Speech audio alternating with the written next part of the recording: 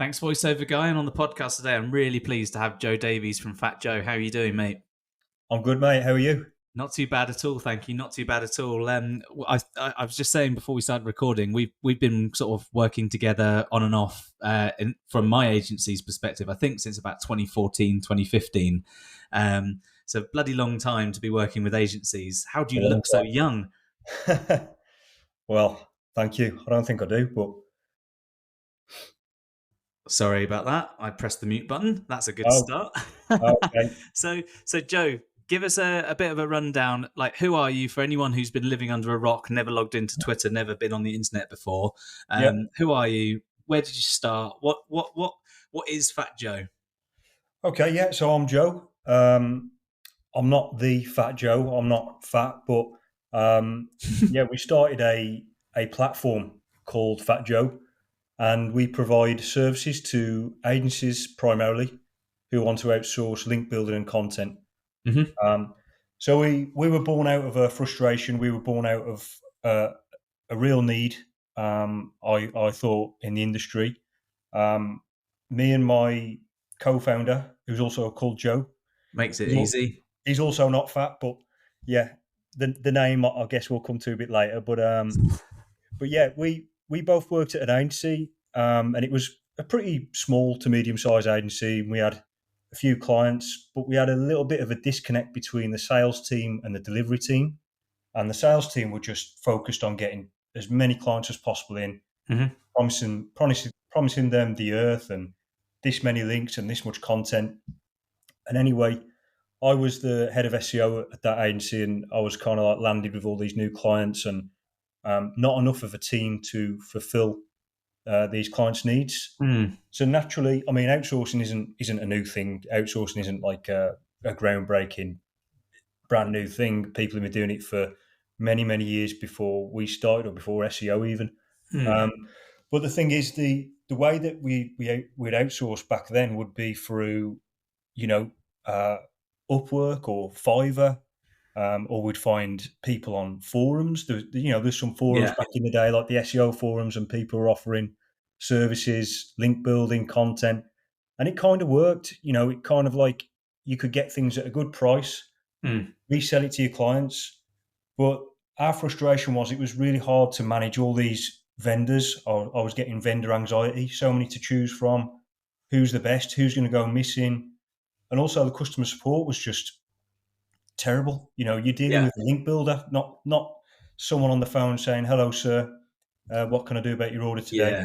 Yeah. You're dealing with a link builder who's just got his head in links and he doesn't care. People from all over the world as well. So you've got Exactly. different ways of having to say the same thing, and it's not always as simple as just using English. You've got to be a little bit more clear in certain senses. Exactly. Yeah. So there's a little bit of a disconnect in those departments as well. So we just dreamed of a platform, if you like, where we could log on. We could choose what we wanted. It was easy to order. I weren't messing around with Excel spreadsheets. It was like an Amazon order form, and Mm. I'll pick the quantity. I'll give a few inputs, and then this platform would tell me exactly when it would be delivered. There'd be no messing around with asking when it's going to be delivered or Yeah. why it's late. And then if I had a problem, I'd like to speak to someone on a live chat or a phone number, and I'd like to speak to someone very polite. Um, and then if there was a problem with the order after it came, I could get a refund, get a guarantee if I didn't like it. They wouldn't go missing. There was a phone number, all those things I wanted, and we kind of dreamt that up, and we decided that we'd create it out of frustration. That's how it And was born. and you guys have been going for a significant amount of time now, and it was just links originally. Now you do a lot of different outsourcing services. So, this is the whole point of the OMG Centre is to accelerate the growth of an agency, and in my view, there's agencies keep their brains internally, and where you can from a scale point of view, and you can trust, you should be outsourcing various different things. What is Mhm. it that Fat Joe can do for agencies? I'm not just anyone listening. I'm not just trying to sell here. There's no Yeah. affiliate scheme or anything like that. These guys know what they're doing. So, what is it you do? What other services are there that an agency could take you up on? Yeah, so primarily we do link building and content. Hmm. We've really built some very large processes that agencies can take advantage of, because we've got a high leverage point where we've got a lot of writers. We've got 100 writers. Mm, That fluctuates, but it's roughly 100 writers who are committed to working to Fat Joe full time. So we've mm, got access to that pool of writers whenever anyone needs links or blog content or web mm. copy. Um, and obviously, we've built relationships over the years with many, many bloggers in many different industries. So it's very easy for us to call upon these relationships. But we're also making new ones every single day as well, because we've got a huge outreach team that are Yeah, just. yeah. I think we've outreached to every blogger. I think we've nearly done it. Run out. But but yeah. Besides from that, we do video. There is these are smaller services, but there are cases where agencies might need a video for their client and explain a video. We do things like press releases, Harrow, um, business citations for your local clients, Hmm. um, infographic design. But yeah, mainly it's Not a lot then. links and content. Yeah, yeah, not a lot. But I mean, when you go on Fiverr, you can imagine you've seen like I think they've got like 700 service categories or something like that. So we're really niche to And it's a lot marriages. more trustworthy in a sense because you're working with you guys, and that's the difference. I think Fiverr's great for lots of stuff, and genuinely, voiceover guy came from Fiverr, Yeah. and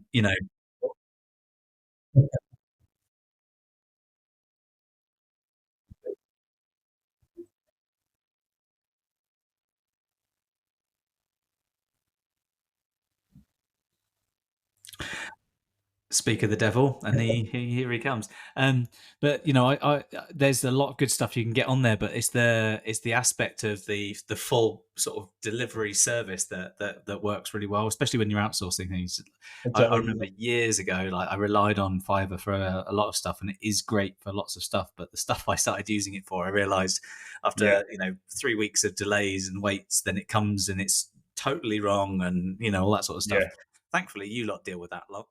Yeah. Yeah. So, Joe, what is it in all of the years you've been working with agencies that you love most about agencies? So, I mean, I loved working in agency. Previously when I was a head of SEO at an agency, I loved the variety in clients that you can work for. I loved the fact that one day you could be working on maybe a small local client, and the Mm, next day you could be working on a national client, and you can pull big levers and get them good results. yeah. Um, I love that because it's a lot different to working on little affiliate sites where you can't you're earning a bit of commission. Mm, It's like you're using the same processes for an international client, using the exact same skill set, yet your lever's like 10 times as big. So I kind of like that when I started working within an agency. But then when we was working for agencies, um, what I really like, I mean, I don't get intimate with our agency's clients mm, because mm. that's just we don't need to. Yeah. They're doing all the strategy. They're telling us what they need. Um, but I do like to, when I do speak to agencies, I do like to hear how they're building their strategies for their clients. What exactly what they're doing.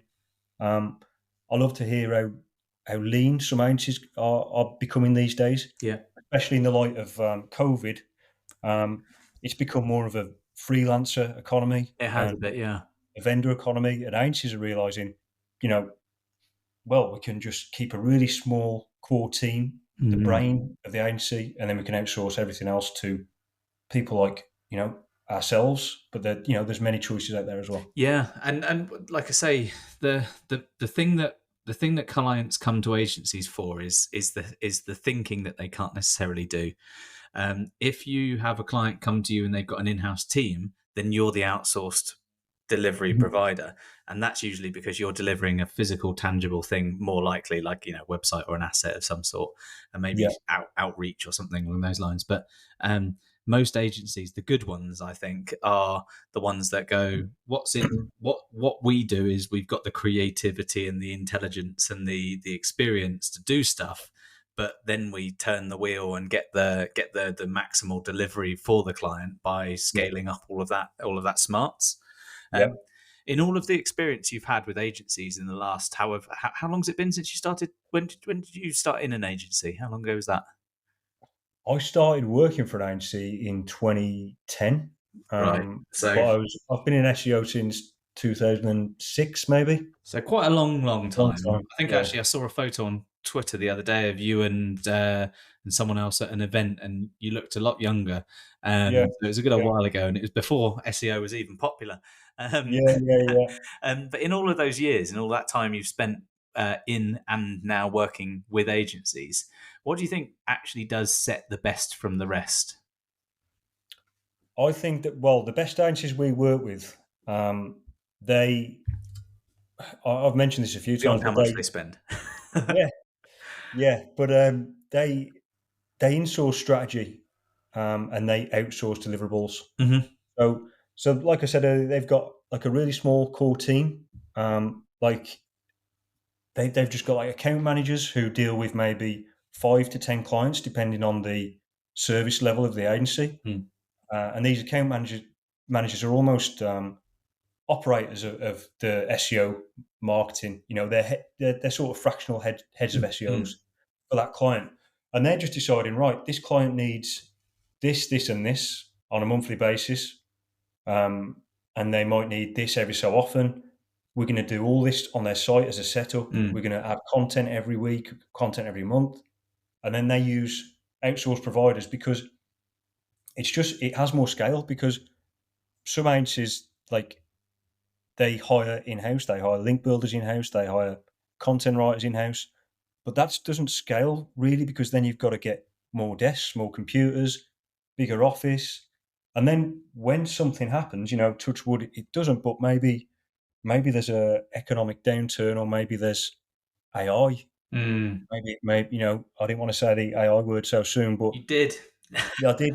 But maybe that happens. Then maybe you have to think about how much staff you've got servicing your clients. And at that point, you're kind of like, the carpet's been pulled from under your feet, and you've got all these people who are meant to be writing content for your clients, but Yeah. your clients are using AI now. So there's many benefits to outsourcing deliverables, but I think the main one is scale. I think you can just Yeah. scale a lot faster, and then you're sort of protected from any downturn. Yeah, and I think I don't disagree with you, and I think that there's obvious other benefits to it in that sense as well, because an agency really isn't as good as its headcount. And I don't know how many conferences Mm. I've ever been to, but every single time I remember saying I ran an agency, the next question would be, how many are you? Not Yeah, what's your profit margin or anything like yeah, that. Now, employing people is good because it's good for the economy, it's good for people and yeah, things like that. But there are different ways of doing that, and there's different ways yeah, of keeping people in jobs and things. And you can be a really lean agency making a mean profit margin, and yeah, you're much more sellable. You can scale in a different way. You can totally. work with people in a different way. If you scale really highly, you need lots of very intelligent course setters and Yeah, account managers, and the outsourced aspects are the way that you can do that sort of thing. You don't have to be lean in the sense of 4 people. You could be 40 people, but they're all yeah, doing the in-sourced thinking bit. yeah. You've worked with agencies for yonks then. Mhm. In that time, you will have seen car crashes and agencies that aren't so good. So we've talked Yeah. about what the best do. Beyond like the outsourcing aspects and stuff, what do you think the ones that are the rest? What do they look like? So I think the agencies that are not doing so well, they may be caught in sort of old habits of selling by time, so Mm. selling by hours, and this is something that I'm really against, because I don't think value is in time. I don't think clients care about how long something takes. Mm. If you say, look, I want to rank, I want to get more traffic, I want to get more sales, which is really what the client really wants, and you say, well, it's going to take 10 hours. So because it takes 10 hours, we've got to charge you this much. Yeah. I think, first of all, they're shooting themselves in the foot, because they need to charge in terms of ROI. They need to charge in terms of value of what they're providing.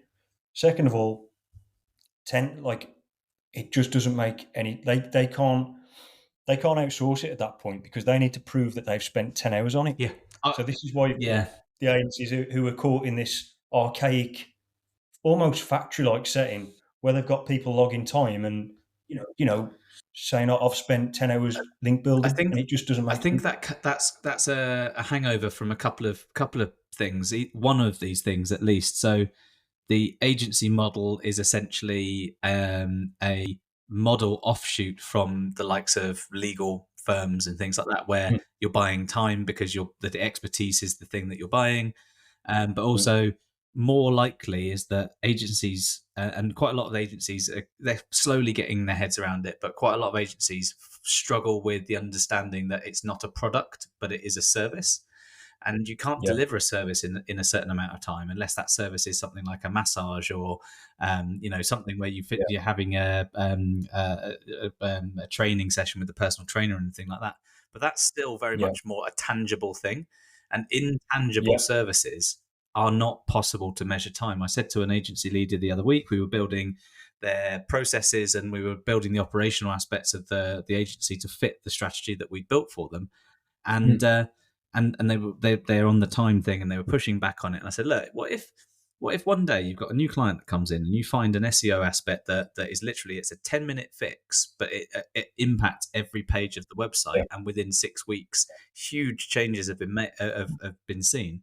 Are you going to spend another 9 hours and 50 minutes filling time up, or are you going to mhm, produce that value and show the value of the work you've done? And they were like, yeah, got it, makes sense now. exactly. I mean, a good example of that is like a conversion rate optimization company, CRO Mm, company. They provide so much ROI. If you double the conversion rate of a sales page that's doing 6 figures a month, you you might have spent 2 hours wireframing a new page, mm. or changing a headline, or changing the hero shot into something that's more high Yeah, quality, and that would have took an hour, 2 hours, but you've like at least 5 figures yeah. difference monthly. I Yeah, remember doing on one site we worked on a long time ago. Um, all we did was via a command line on the server, zipped, yeah, no, not zipped, compressed every single header image ever so slightly, just to, yeah, it said by ever so slightly as a percentage ever so slightly, but it improved the page speed of every single mm, page by quarter of a second, something like that, and the traffic never changed. The conversion rate increased. That was one yeah, command line that went, look in the WP content folder, take the JPEG or the ping, yeah, and just take it yeah, and smush it a little bit and do it in one yeah, go yeah, as a batch. And it did it, and that was it, running in the background for an hour or two. Laptop got very hot, yeah, but yeah, the client got a really good return on their investment of what we were doing, not necessarily how long it took us to do it. And right, yeah, that's if you're brilliant. selling time, time's running out, guys.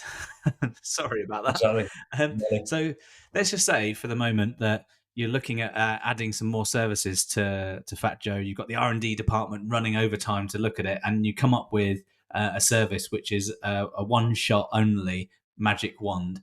And that magic wand you only can use once, that changes one thing about every single agency out there in, like, Mm. straight away. What is it? What's the magic one going to do? Well, I think the magic wand would, it would help them realize that they don't need, um, all this in-house staff doing their Mm. deliverables. It would make them realize not to sell by time, to sell by Mm. value, to sell by ROI, and then they would use our Yeah, services. of course. I mean, naturally. Yeah. um, yeah, I do think the selling by time, and I think the the only time you'd probably have internally from a writer's point of view, internal writing, Mm, would be dependent mm. on the type of client you've got.